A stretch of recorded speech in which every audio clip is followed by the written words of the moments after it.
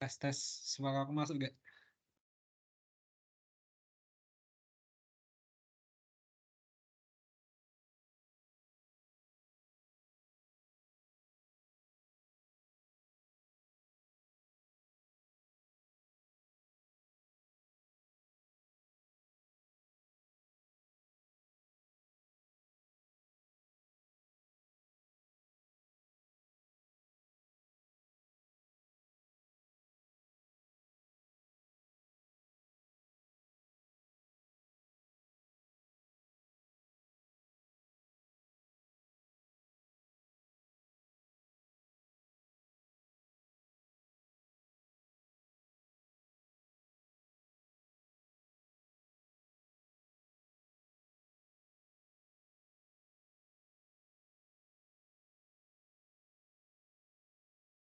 Tes. Suara aku udah masuk belum sih? Tadi katanya kayaknya enggak kedengeran. Masuk Bang. Oke. Ini yang datang nggak terlalu ramai di kelas private nih. Tapi ya udah nggak apa. Kayaknya kita nggak sampai panjang banget mungkin karena agak kalau kita rame harusnya kita bisa mungkin sampai normalisasi database cuman kayak kayaknya kita bakal sampai desain database dulu pakai studi kasus mungkin kita akan coba analisis dari web Tokopedia gitu nanti entar gimana cara kita convert jadi database. Nah, Assalamualaikum warahmatullahi wabarakatuh. Perkenalkan nama aku Faisal Husain Adiasa. Di sini aku bakal ngisi kelas basis data, tepatnya untuk web development. Nah, ini aku langsung share screen aja, guys. Nah, sebenarnya kenapa sih kita perlu belajar cara bikin basis data? Nah, kalau misalnya kita bekerja di apa namanya sebagai backend developer gitu, kita akan belajar kerjaan kita itu membuat basis data, terus kita melakukan query data yang ada di database yang sudah kita buat, lalu kita juga mendesain sebuah REST API yang akan dikonsumsi oleh frontend, lalu kita juga akan bekerja untuk mengintegrasikan sistem itu. Nah, jadi ini itu sangat terkait sekali dengan yang ada di jika kalian ingin bekerja sebagai backend developer. Nah, backend developer itu seperti yang kita tahu dia adalah bagian dari web developer karena web developer itu kan dipisah jadi tiga ya, ada backend, frontend, dan DevOps. Nah, kali ini kita akan belajar mengenai database design khususnya buat kalian yang ingin jadi backend developer. Mungkin kalau kalian yang jadi front-end developer, nggak masalah juga sih belajar apa namanya database design. Nah, cuman karena ini sebenarnya ini materi itu sangat penting sekali, terutama bagi kalian yang saat ini di semester kedua, kalian mau masuk semester 3, nanti kalian akan belajar bagaimana cara membuat basis data di semester 3. Dan jujur aja sih, waktu di pelajaran basis data itu banyak banget yang dapat nilai B bahkan C. Nah, di sini aku mau apa namanya kita ingin belajar bareng supaya kita lebih paham mengenai basis data itu seperti apa, cara mendesain basis data itu bagaimana. Nah, kita langsung aja mulai. Apa sih itu basis data? Basis data itu jika di dalam bahasa Inggris itu database, itu merupakan kumpulan data yang disimpan dalam suatu sistem komputer agar mudah diakses, dikelola, dan diolah dengan efisien. Nah, dari basis data itu kita dapat menyimpan, mengambil, memperbarui, dan menghapus informasi dengan cara terorganisir dan terpusat. Mungkin kalau kalian sering mendengar apa namanya istilah CRUD, create, read, update, delete, nah itu kita tuh bisa melakukan hal tersebut di basis data. Terus apa namanya? Nah, di dalam basis data itu konsep utamanya itu adalah seperti tabel. Nah, di mana data itu nanti disimpan dalam baris dan kolom. Setiap baris itu dapat mewakili satu entitas atau objek, lalu sementara setiap kolomnya mewakili atribut atau properti. Contohnya itu di sini ada data ada informasi karyawan, kita bisa memiliki tabel karyawan, lalu kolomnya itu nama, nomor karyawan, departemen, dan sebagainya. Nah, sebelumnya, basis data itu sebenarnya ada macam-macam ya. Kali ini kita akan bahas mengenai basis data relasional atau SQL. Oke, terus kenapa sih kita harus pakai basis data? Nah, dengan menggunakan basis data itu kita dapat, manfaatnya itu data kita itu akan lebih terorganisir. Data kita itu akan lebih terstruktur sehingga mudah dalam melakukan pencarian informasi atau, kita itu biasanya kalau, nanti kita setelah mendesain, kita akan melakukan query. Nah, saat melakukan query itu dia akan lebih mudah. Bayangkan jika kalian misalnya nyimpan aja di dalam file teks gitu, itu akan, susah untuk melakukan query atau pencarian informasi. Terus dia itu efisien. Nah, akses data di basis data itu dirancang, untuk mengelola data yang besar dengan performa yang optimal. Jadi dengan basis data itu memang sudah dirancang untuk menyimpan sebuah data yang besar. Terus ada juga keseragaman. Nah, ini basis data itu memungkinkan keseragaman dalam penyimpanan data sehingga mengurangi duplikasi dan inkonsistensi informasi sehingga data itu tidak redundan. Lalu ada keamanan yang mana, jika di basis data itu kita bisa memberikan akses untuk melindungi data sensitif dari akses yang tidak sah. Terus, ketersediaan. Nah, ini ketersediaan itu artinya supaya datanya itu disimpan, dijaga secara terus-menerus agar meminimalkan risiko kehilangan data. Nah, terus ini ada beberapa jenis basis data ya, ada SQL dan NoSQL. Ini sebenarnya masih ada lagi, ada graph dan lain-lain. Nah, cuman yang paling sering dipakai saat ini itu adalah SQL dan NoSQL. Kalau NoSQL itu dia sebenarnya seperti SQL, tapi, dia apa namanya, tidak hanya SQL saja, dia bisa melakukan hal yang lain. Karena kepanjangan dari NoSQL itu sebenarnya not only SQL. Nah, di sini itu kita akan belajar basis data relasional, yaitu SQL tersebut. Nah, di dalam ketika kita melakukan desain database relasional itu, kita membutuhkan sebuah entity relationship diagram. Nah, biasanya kita itu mendesain database itu menggunakan yang namanya IRD. Nah, dari IRD itu kita dapat memvisualisasikan struktur basis data kita. Nah, ini kita dapat menggambarkan sebuah entitas dan hubungan antar entitas di dalamnya. Tujuannya di sini adalah membantu pemahaman dan analisis hubungan antar entitas serta menyajikan struktur basis data dengan cara yang jelas dan dimengerti. Nah, contohnya itu kita langsung aja di sini aku, pakai aplikasi Draw.io. Kalian bisa masuk aja di draw.io. Nah, di sini aku mau nyontohin kita akan membuat contoh IRD. Nah, tadi kan sebelumnya kita udah bicara tentang entitas sedikit. Nah, di sini aku akan coba bikin yang tadi entitasnya. Mungkin tadi karyawan ya.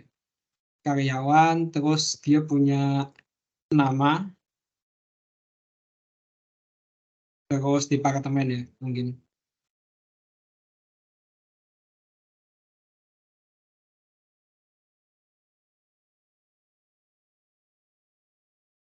Nah, ini contohnya itu kita punya karyawan, terus ini ada atribut-atribut di dalamnya, yaitu nama dan departemen. Oke, mungkin aku, next dulu sebentar. Nah, di sini kita akan membahas terlebih dahulu apa itu entitas. Entitas itu merupakan objek nyata atau konsep yang memiliki atribut yang relevan. Nah, entitas ini, biasanya itu dia memiliki sebuah keunikan, keunikannya itu berupa atribut. Mungkin kalau kalian pernah belajar kayak, di object oriented programming, itu kan ada kelas ya. Nah, kelas itu sama aja seperti entitas. Contohnya nih, kalau misalnya kita, di toko online aja. Di toko online itu ada, beberapa entitas yang terlibat. Contohnya itu adalah, di sana itu ada user yang mengunjungi, terus ada juga penjual. Nah, user user biasa itu dia sebagai entitas, dia memiliki sebuah keunikan. Ini kita langsung coba aja pakai apa namanya studi kasus aja. Nah, contohnya itu ada user, dia memiliki keunikan apa aja. Terus dia contohnya ini punya atribut nama, habis itu mungkin apa namanya jenis kelamin, habis itu ada tanggal lahir ya mungkin,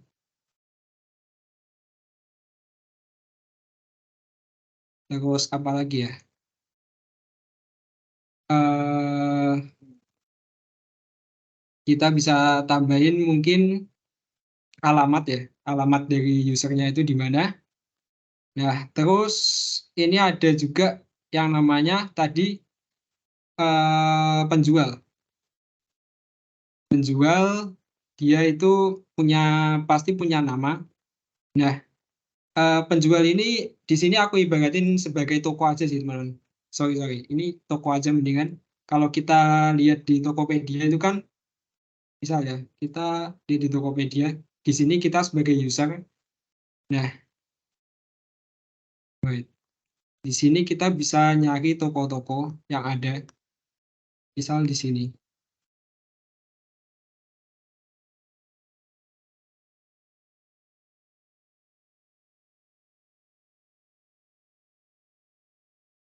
Nah, ini kita bisa lihat tokonya itu apa, kita bisa lihat keunikan yang dimiliki toko itu apa. Jadi atribut-atributnya itu apa. Nah, ini bisa kita lihat dia misal namanya Oktal Komputer, berarti ini ada nama toko.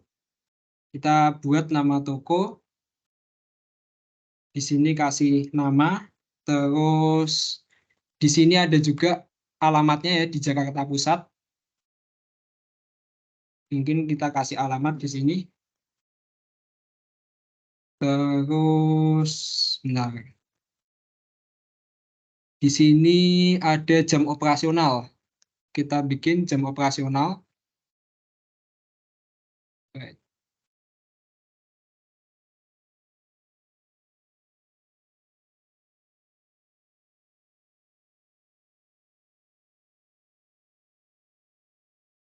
Terus di sini rating ulasan nggak perlu. Nah, mungkin sekilas kalau untuk apa namanya entity itu, entity dan atribut itu seperti itu. Jadi entitas itu adalah sebuah apa namanya objek gitu yang memiliki keunikan khusus gitu. Contohnya ini ada toko dan user. Untuk user ini punya nama, jenis kelamin, tanggal lahir, alamat, terus toko ini ada nama, alamat, dan jam operasional. Misal seperti itu.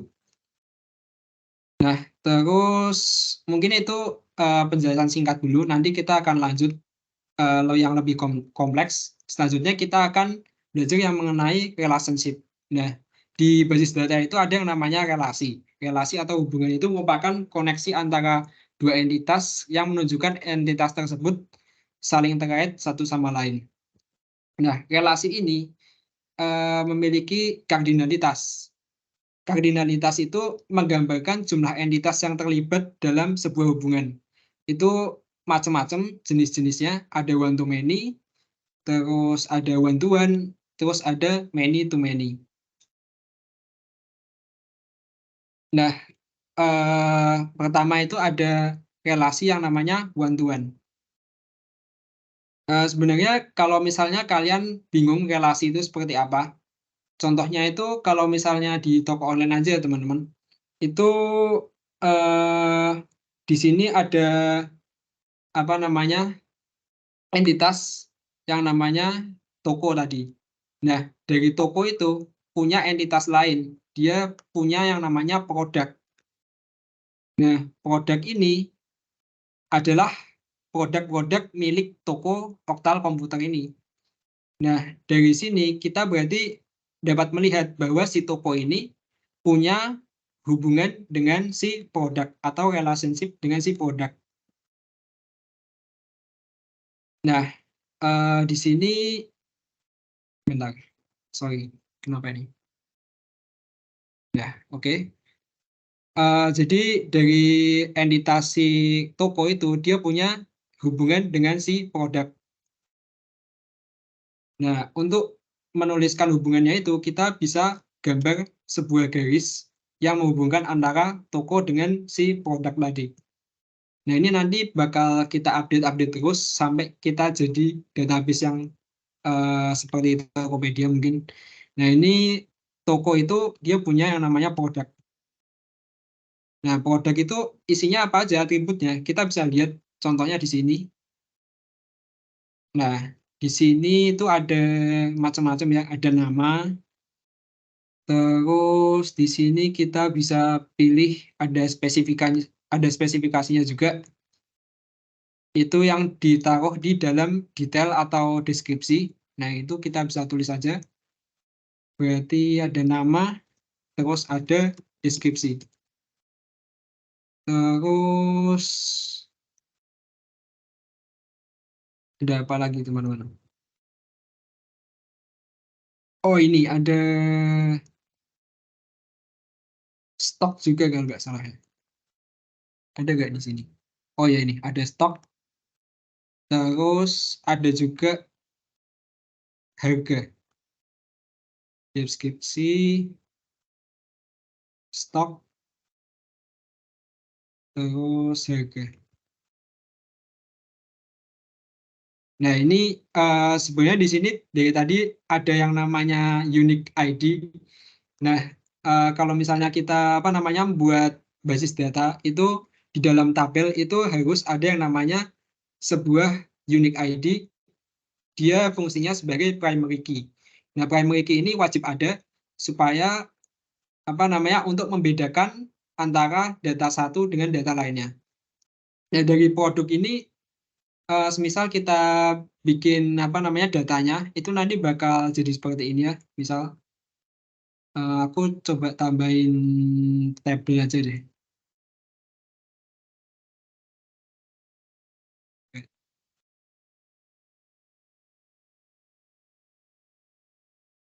Misal ini data produk.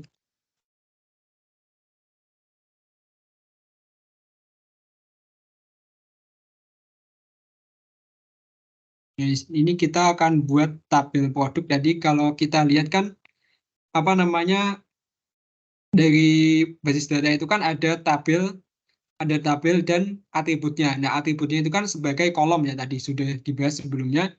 Nah, ini tadi contohnya data produk. Mungkin ini apa namanya atributnya ada nama, deskripsi, stok, harga, sama unique ID tadi. Nah, ini kita tulis unique ID, nama, deskripsi, stok. Ini kurang satu lagi ya. Nah, cara nambahinnya gimana nih? Insert coba. Insert ke kanan. Nah, deskripsi, stok, sama harga. Ini ada harga. Nah, unique ID itu tadi bisa isinya biasanya itu angka ya. Atau bisa juga berupa kayak random string kalau kita penerapan langsung di basis data. Nah, dari unique ID ini dia akan membedakan apa namanya data-data yang ada di dalamnya. Nah, ini contohnya tadi produknya ada macam-macam ya di sini tadi. Misalnya ada laptop XP. Kita tulis laptop XP.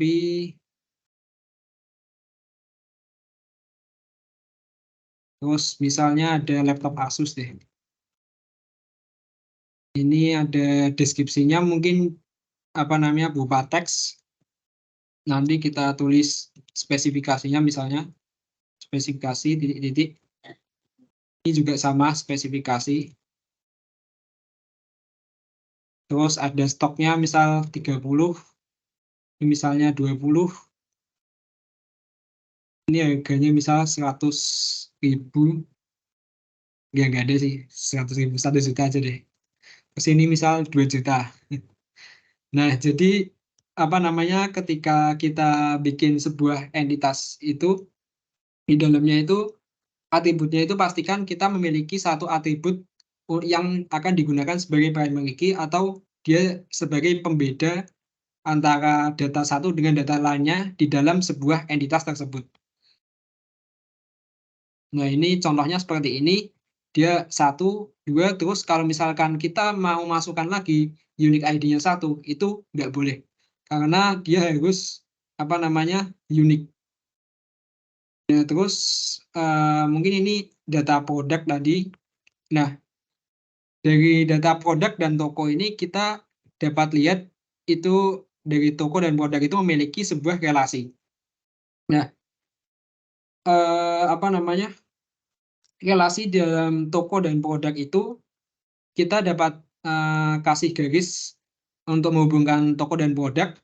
Nah, tapi di dalam produk ini kita perlu menambahkan sebuah atribut baru yang namanya yaitu foreign key. Nah, dari foreign key ini nantinya akan berisi sebuah unique ID yang dimiliki oleh toko.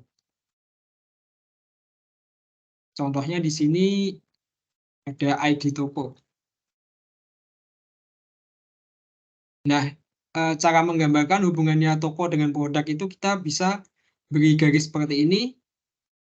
Nah, ini artinya toko dan produk itu memiliki hubungan atau relationship. Nah, selanjutnya kita akan menganalisis, hubungannya itu tadi many to many, one to one atau apa. Nah, di sini, kita lanjut lagi dulu ke materi yang namanya, kardinalitas tadi, yang akan menunjukkan, apa namanya, relasi itu one to many, atau many to many. Nah, yang pertama itu ada one to one. One to one itu merupakan hubungan entitas, dari satu dengan satu. Nah, contohnya itu entity A misalnya, hanya bisa berhubungan dengan entity B dengan maksimal hanya satu entity saja. Eee, terus ini ada contohnya, diagramnya seperti ini. Oh ya, nah untuk sebaliknya itu entity B juga hanya bisa berelasi dengan satu entity A. Nah, contohnya itu seperti ini, di sini ada A sama B. Nah ini, sebenarnya ini bukan entity sih harusnya. Ini harusnya, datanya dengan data satu itu tidak bisa berhubungan dengan itu hanya bisa berhubungan dengan data satu yang ada di B. Terus ini kalau kita lihat diagramnya ini hubungannya satu-satu kayak gini, dia nggak bisa entity 2 hubungan sama yang ini. Misal data yang kedua punya hubungan sama yang data satu nggak bisa, terus data 2 hubungan data dengan data 2 nggak bisa karena dia udah terhubung dengan data 3. Nah, kalau one to one itu seperti itu. Jadi, dia itu hanya bisa satu satu ke sana dan satu ke sini. Jadi nggak bisa misal 2 berhubungan dengan satu, terus 2 berhubungan dengan 3 nggak bisa. Nah, terus ada juga yang namanya one to many. Kalau one to many itu, apa namanya, entity A itu bisa berhubungan dengan banyak entity B. Namun dia itu tidak bisa sebaliknya, entity B itu hanya bisa berhubungan dengan satu entity A. Contohnya itu seperti ini. Oh, bentar bentar.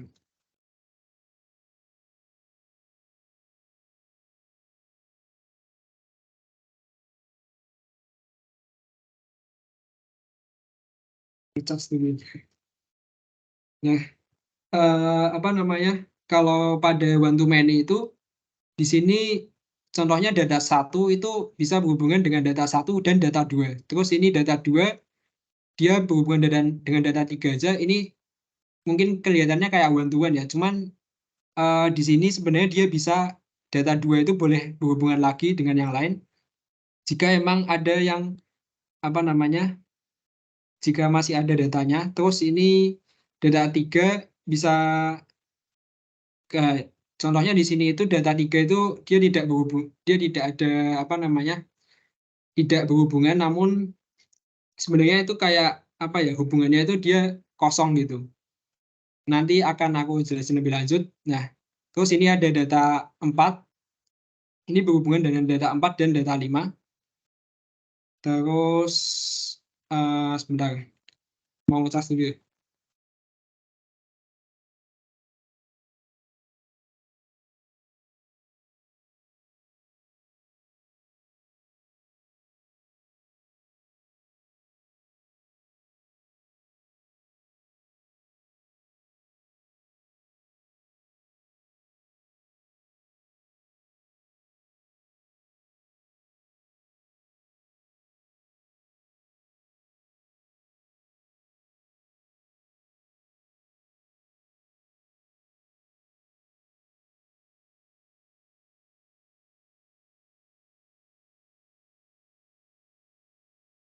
Oke, kita lanjut lagi. Eh, apa namanya? Di sini contohnya one to many tadi, dia data satu bisa berhubungan dengan banyak data yang ada di entity B. Terus di sini ada yang namanya many to many. Nah, kalau many to many itu entity A bisa berhubungan dengan banyak entity B, dan dari entity B itu juga bisa berhubungan banyak dengan entity A. Nah, untuk gambarnya itu seperti ini. Contohnya ini entity A ya. Ini bisa berhubungan, tiap data itu dapat berhubungan dengan banyak entity B. Terus ini dari yang B itu juga bisa berhubungan banyak dengan entity A. Nah, ini contohnya ini yang tiga nih, tiga bisa sama dua dan sama tiga. Terus di sini dua itu bisa sama dua sama tiga. Nah, kayak gitu. Nah, terus kira-kira yang tadi itu hubungannya apa? Yang antara apa namanya, produk dan toko. Nah, kalau kita lihat hubungannya di sini itu, hubungan antara toko dan produk itu adalah one to many. Karena apa? Di sini setiap satu toko itu dapat memiliki banyak produk. Nah, kalau apa namanya, seperti itu, maka artinya hubungannya itu one to many. Apa namanya? Mungkin kalau yang untuk one to one di sini akan aku contohin nanti, karena one to one ini sebenarnya agak jarang digunakan ya. Biasanya one to one ini digunakan jika kita memiliki supertype dan subtype dalam basis data. Nah, mungkin di sini aku berhenti dulu sebentar. Kalian agak bingung nggak, guys? Kalau ada yang bingung, tanya aja langsung, terutama yang angkatan 2022 mungkin ya. Langsung aja tanya, nggak apa-apa. Nah, di sini contohnya itu tadi, toko itu bisa punya banyak produk. Artinya, entity toko dapat apa namanya, memiliki banyak entity B. Sehingga hubungannya itu one to many. Nah, apa namanya, sebenarnya kalau kalian lihat lagi, di sini kan tadi ada yang namanya foreign key. Nah, foreign key itu diletakkan di mana? Foreign key itu biasanya diletakkan di apa namanya, yang many tadi. Kalau misalnya si toko itu kan one, si produknya itu jadi yang many. Nah, apa namanya, si produknya itu dia tempat untuk naruh si foreign key-nya tadi. Atau di sini kita kasih yang uniknya yang toko ya. Biasanya itu foreign key itu adalah unik dari entity yang berhubungan. Nah, terus kalau misalnya data, kalau hubungan yang antara many to many itu gimana sih gambarnya dalam sebuah database? Nah, kalau misalnya many to many itu sebenarnya tidak bisa kita gambarkan apa namanya, seperti ini ya. Nah, many to many itu kita harus buat satu buah tabel terpisah supaya dia bisa saling terhubung. Contohnya itu apa? Nah, selanjutnya kalau misalnya kita di toko online itu kan, misal kita mau beli barang tuh, kita mau beli barang itu, kita bisa beli banyak barang dari satu toko yang sama. Biasanya kan seperti itu. Contohnya nih, kalau kita di Tokopedia ya, mungkin kita masukin dulu ini ke keranjang nih. Kita masukin ke keranjang, terus kita cari lagi barang lain di toko ini.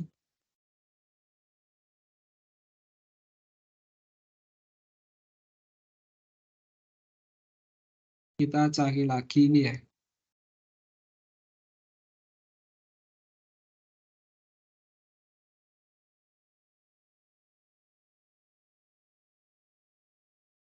Nah, kita coba mau check out di sini.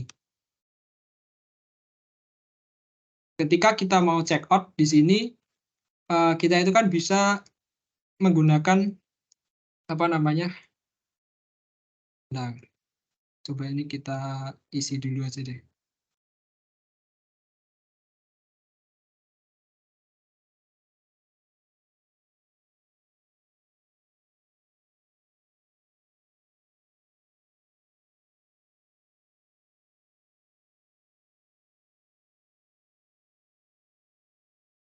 Nah, guys, coba kita isi dulu.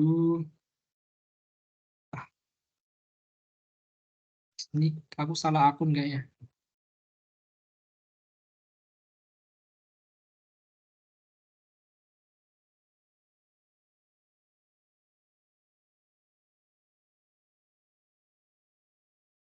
Mana nih logoutnya?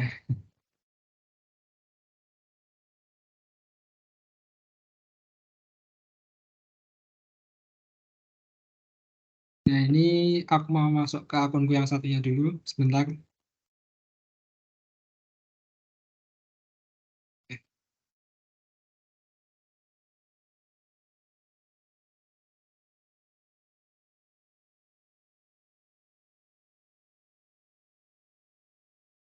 Nah, masuk, masuk.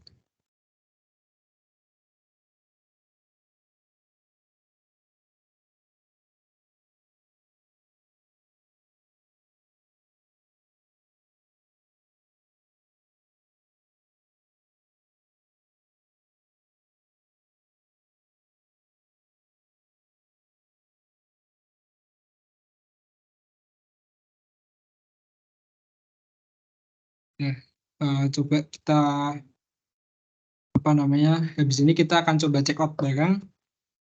Kita akan lihat apa namanya?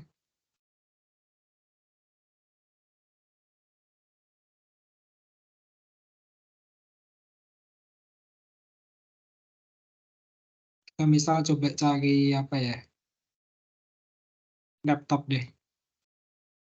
Tapi dari toko yang sama.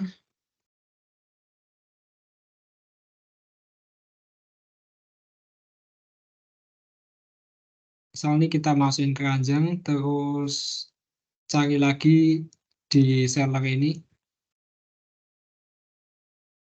Kita masukin lagi ke keranjang.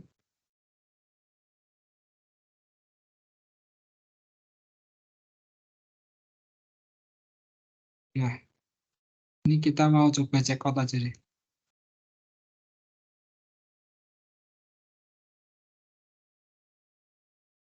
Nah, saat check out itu kan kita bisa apa namanya membeli banyak barang sekaligus. Nah, di sini saat kita check out itu sebenarnya kita ada apa namanya ada entity lagi, yaitu namanya misal kita beri nama entity transaction. Nah, dari transaction itu ada apa aja? Di sini mungkin itu ada apa namanya alamat ya, alamat pengiriman, terus ada barangnya itu apa aja. Misalnya kita bikin transaksi.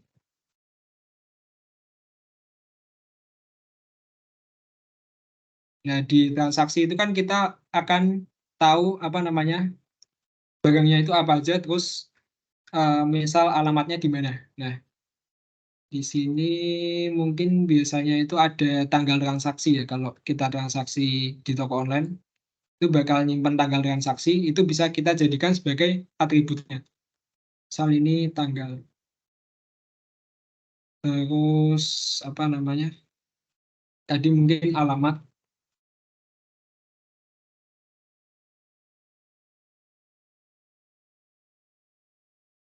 Nah, ini kita hapus saja yang nggak kepake. Nah, terus tadi kan kita ingat konsepnya kalau apa namanya di dalam sebuah tabel itu pasti harus ada yang namanya satu primary key yang mana dia itu unik dan akan menjadi sebuah pemisah dalam baris dalam sebuah database, dalam sebuah tabel.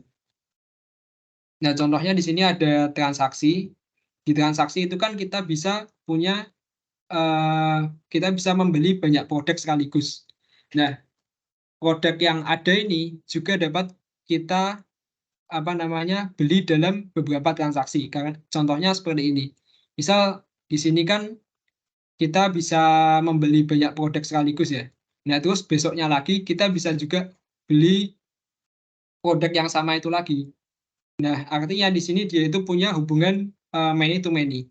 Jadi satu transaksi itu dapat dapat dilakukan untuk membeli banyak produk dan satu produk itu dapat dilakukan untuk banyak transaksi atau dapat dibeli melalui beberapa transaksi atau melalui satu atau lebih transaksi. Nah, kuncinya itu jadi kan kalau many to many artinya di sini dia one to many, terus dia sini dari produk ke transaction itu many to one. Sorry. Dari produk ke transaction itu one to many. Nah, kalau seperti itu, kita itu perlu membuat satu buah tabel. Biasanya itu namanya pivot table kalau kita sebut. Atau sebenarnya ada sebutan lain sih. Kalau di Oracle itu aku lupa namanya. Nah, itu kita bisa misal buat apa namanya transaction detail. Nah, ini sebuah tabel yang menghubungkan dengan apa namanya transaksi dan produk supaya dia itu bisa terhubung secara many to many. Nah, itu kita harus pecah lagi menjadi satu buah tabel. Nah, di sini isinya itu apa? Kita itu bisa isi dengan yang namanya transaction ID, terus ini ada product ID. Nah, ini kita tinggal tarik garis saja ke sini. Terus ini kita tarik garis saja ke sini. Nah, jadinya dia apa namanya punya supaya dia bisa berhubungan antara many to many itu kita perlu satu buah tabel tambahan. Kalau misalnya sebenarnya kalau kita apa namanya dalam basis data itu many to many itu sebenarnya nggak ada. Kalau kalian bikin basis data beneran di apa namanya DBMS itu many to many itu nggak bisa dilakukan kalau nggak ada satu tabel tambahan ini. Nah, satu tabel tambahan ini dia harus memiliki foreign key berupa si apa namanya tabel yang satunya tadi si transaction kita bisa kasih atributnya transaction ID, terus yang satunya itu namanya product ID. Jadinya kayak gini. Nah, dengan seperti ini kita itu bisa membeli banyak barang, terus banyak barang itu bisa dibeli oleh beberapa transaksi.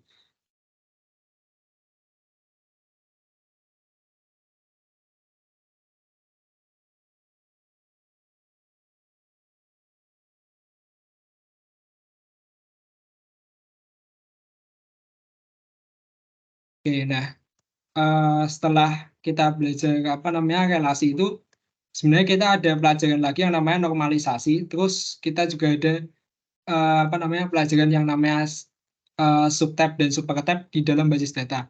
Nah, cuman ini karena nggak terlalu ramai juga, kayaknya aku bakal bahas di pertemuan terpisah. Nah, di sini coba kalau kalian ada pertanyaan bisa ditanyain deh. Terutama yang angkatan tahun 2022 mungkin kalau masih bingung gimana. Ada yang tanya nggak, guys?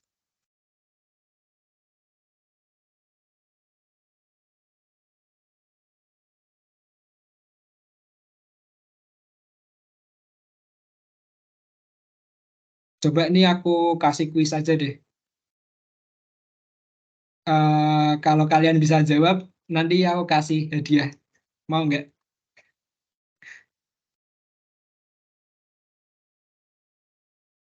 Nah, aku TF GoPay 25.000 yang bisa jawab. Karena ini nggak ada yang jawab nih. Aku butuh feedback dari kalian juga, guys.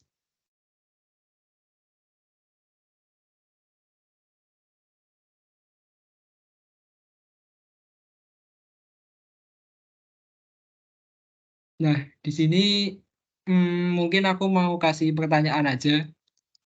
Langsung aja deh aku kasih kuis daripada nggak ada yang daripada diam semua nih. Nah, dari apa namanya? Ketika kita sebagai user di misal di Tokopedia itu kita kan bisa nambahin barang atau produk tadi ke dalam yang namanya keranjang. Nah, keranjang ini kan dia seperti apa namanya? Sebuah entitas tersendiri gitu. Nah, kalau kita sebagai user, kita bisa menambahkan banyak barang gitu ke dalam sebuah keranjang. Nah, itu kira-kira relasinya bagaimana? Terus kira-kira atributnya itu apa aja? Ada yang bisa jawab nggak? Yang bisa jawab, aku kasih 25.000, aku transfer GoPay. Kalian kasih nomor rekening aja. Nomor telepon. Ada yang banding jawab nggak nih?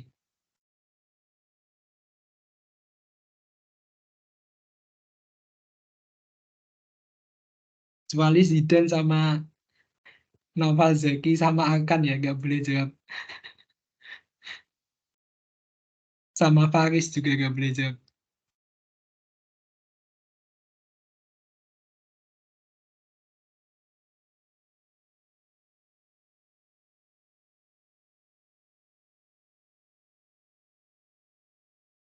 Aku tunggu sampai 8.25. Ada yang berani jawab nggak nih?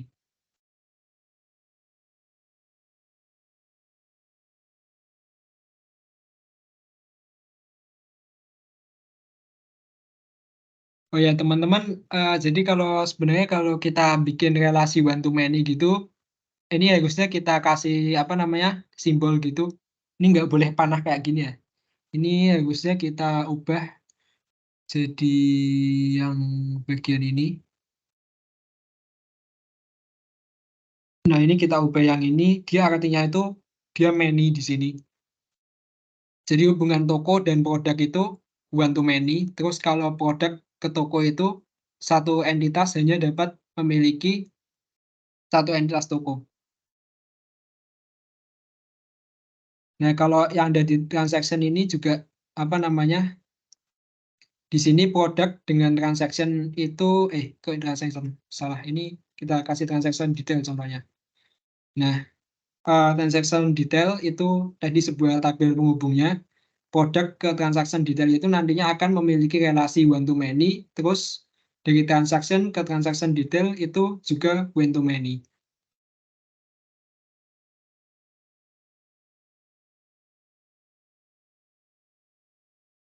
Ayo guys, coba aja jawab, gak masalah nanti eh aku kasih hadiah kok, aku gak, kalau salah gak masalah kok.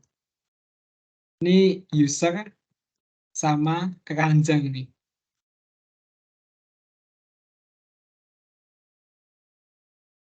misalnya nih keranjang. Ini atributnya apa aja, pasti dia punya primary key tadi ya. Dia pasti punya primary key, terus sisanya apa? Coba kalian tebak deh ini. Apakah dia hanya nyimpan foreign key-nya aja atau gimana?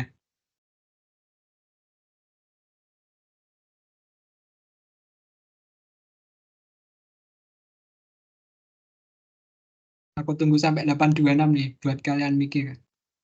Coba aja jawab, gak apa-apa salah, kalau siapa tahu bener kan ya.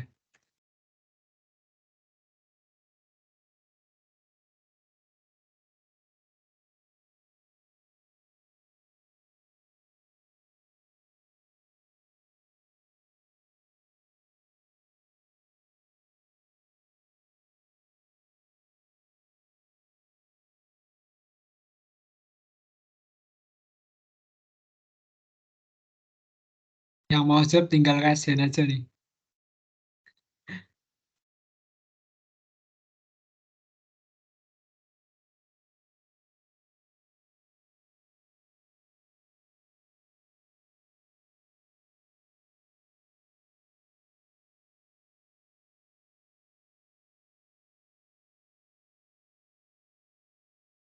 Nanti kalian kalau di kelas basis data kalian juga kayak gini. Nanti nanti ditanyain hubungan ke sini itu apa?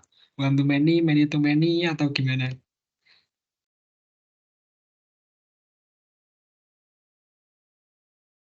Yakin nih nggak ada yang mau jawab nih.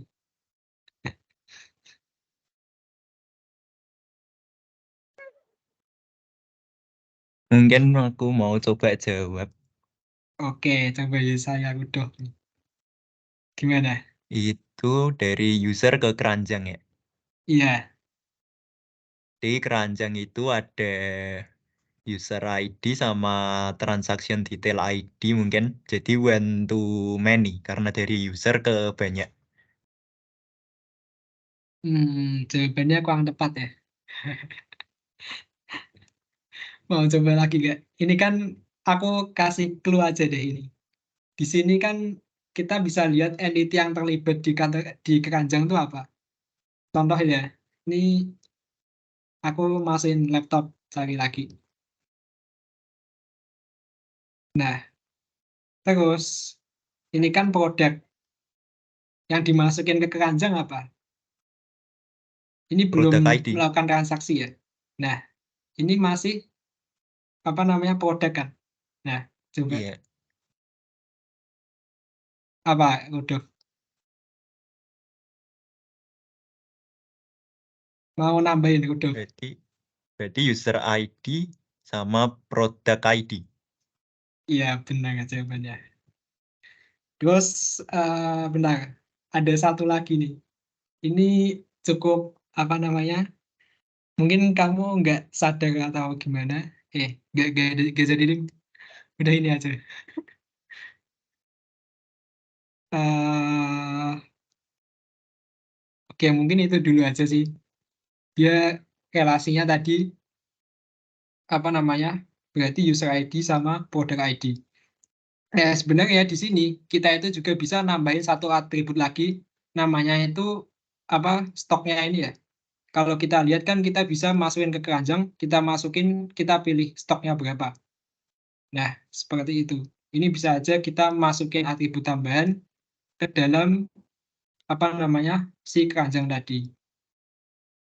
User ID, terus ini ada produk ID-nya. Terus ada stoknya berapa kan disimpan tadi, kita mau beli berapa. Nah, kayak gitu.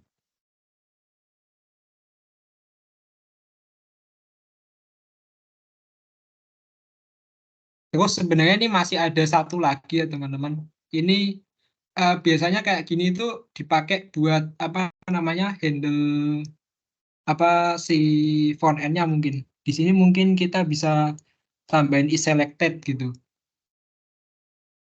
Tapi benar perlu gak ya? Kayaknya nggak perlu deh. Udah benar stok tadi berarti. Stok terus oh ya ini ada catatan. Berarti kita bisa juga nambah di sini benar. Kita bisa tambahin satu atribut lagi namanya catatan. Nah, cuman sebenarnya kalau apa namanya yang utama tadi kalau aku bilang sih user ID sama produk ID tadi itu harus ada di keranjang. Nah, gitu teman-teman. Oke, saya udah mungkin bisa ngasih nomor teleponnya.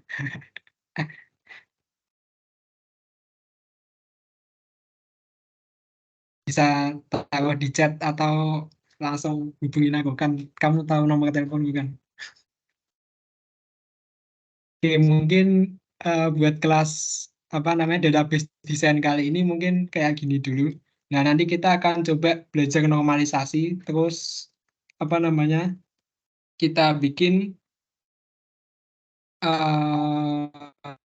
apa namanya tadi subtype supertype ya tadi. Nah, karena kan kalau misalnya kita di contohnya aja apa namanya kita di kalau di database ini aja ya, misal kulon kulon undip siap undip aja siap undip. Nah, di siap undip itu kan ada usernya kan itu ada banyak tuh, ada teacher, ada apa namanya pegawai, terus ada juga mahasiswa. Nah, dari situ itu kan ada tiga tipe. Ada tiga tipe yang dia itu agak mirip ya itu. Dia kan sama-sama user tapi mereka itu berbeda. Nah, kalau di apa namanya paradigma OOP itu ada biasanya itu ada satu kelas user, terus nanti ada inheritance itu ada tiga kelas lagi itu memiliki inherit dengan si user. Nah, nanti kita akan coba belajar gimana caranya bikin yang namanya apa namanya seperti inheritance di kelas di OOP itu gimana cara nerapinnya di sebuah basis data. Nah, nanti kita akan coba belajar kayak gitu, terus kita belajar apa namanya mengenai normalisasi. Cuman di normalisasi itu ada normalisasi 1 sampai 3. Nah, sebenarnya ada sampai 6 sih kalau nggak salah. Katanya itu ada sampai 6. Cuman yang paling sering dipakai itu cuman 1 sampai 3. Nah, kalau apa namanya? Sebenarnya kalau kalian mau belajar mengenai basis data itu, kalian coba aja analisis aja kasus-kasus gitu. Kalian mungkin bisa kunjungin aja toko online, atau kalian bisa mungkin lihat di website-website startup gitu ya, misal Netflix gitu. Nah, kalian bisa aja analisis database-nya itu gimana. Nah, sebenarnya kalau kayak gini sih kalian nggak bisa langsung jago ya teman-teman. Kalian tuh bakal apa namanya sekali belajar itu, kalian tuh akan banyak belajarnya itu dari kasus-kasus. Sebenarnya kalau teorinya itu basis data, sebenarnya itu nggak terlalu banyak. Hanya saja kita itu perlu belajar dari kasus-kasus supaya apa namanya kita itu semakin terbiasa bagaimana cara mendesain database. Kalau misalnya kita nggak pernah belajar dari kasus-kasus kayak gini, itu kita tuh bakal kesulitan. Nah, nanti kalau kalian misalnya apa namanya kerja itu, kalian juga sama, kita akan menganalisis kasus-kasus kayak gitu. Nah, supaya kita analisisnya cepat ya itu kita ya harus terbiasa dulu. Kita coba analisis kasus-kasus kecil gitu, terus nanti lama kelamaan kalian pasti bakal bisa tambah mahir ya untuk mendesain database. Ya mungkin itu aja dari aku. Eh, Semoga nilai basis data kalian bagus semua ya teman-teman. Nah, demikian yang dapat saya sampaikan. Apabila ada kesalahan, mohon dimaafkan. Wassalamualaikum warahmatullahi wabarakatuh.